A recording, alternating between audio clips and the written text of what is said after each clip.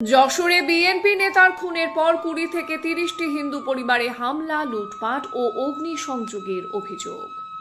বাংলাদেশের যশোর জেলার অভয়নগর উপজেলার নওয়াপাড়ায় জাতীয়তাবাদী কৃষক দলের পৌর সভাপতি তরিকুল ইসলাম সরদারকে গুলি ও কুপিয়ে হত্যা করেছে দুর্বৃত্তরা।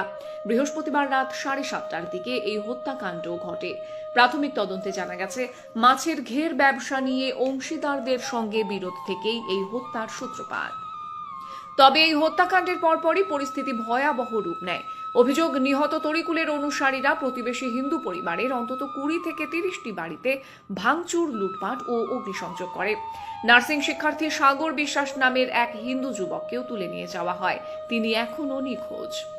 স্থানীয় সূত্রে জানা গেছে, নিহত তরিকুল সম্প্রতি অংশীদারদের ঘের ব্যবসা নিজের নামে নেওয়ার চেষ্টা করছিলেন। এই নিয়ে বিরোধের জেরে তাকে প্রতারণার মাধ্যমে ডেকে নিয়ে হত্যা করা হয়। হত্যার ঘটনা ঘটে ডহর মশিয়াহাটি এলাকায়। তবে এর জেরে নিরপরাধ হিন্দু পরিবারের ওপর হামলার ঘটনায় চরম আতঙ্ক ছড়িয়ে পড়ে এলাকায়। দুঃখজনকভাবে হিন্দু পরিবারগুলোর ঘরবাড়ি জ্বালিয়ে দেওয়া, লুটপাট এবং অপহরণের এই গুরুতর ঘটনাটি দেশের কোনো মূলধারার ইলেকট্রনিক বা প্রিন্ট মিডিয়ায় প্রকাশ পায়নি, যা প্রশ্ন তুলেছে সংবাদ মাধ্যমের নিরপেক্ষতা নিয়ে। যদি ঘটনার শিকার অন্য ধর্মাবলম্বী হতো, তাহলে সরকার ও গণমাধ্যমের প্রতিক্রিয়া হয়তো অনেকটাই ভিন্ন হতো বলে মন্তব্য করছেন অনেকে।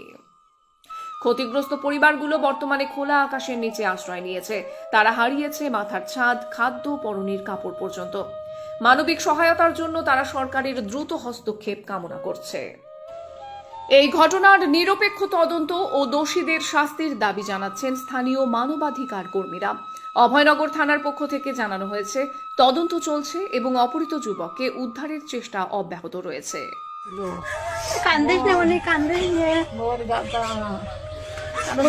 বই কিনেছে, সে সার্টিফিকেট টিকেট জীবনগুলো কাছে রয়েছে সেই ভালো। ওরে বাবা, ও মেলা কষ্ট করে বাঁচতেছে, ওর বুদ্ধির কারণে কালকেও বাঁচে রয়েছে।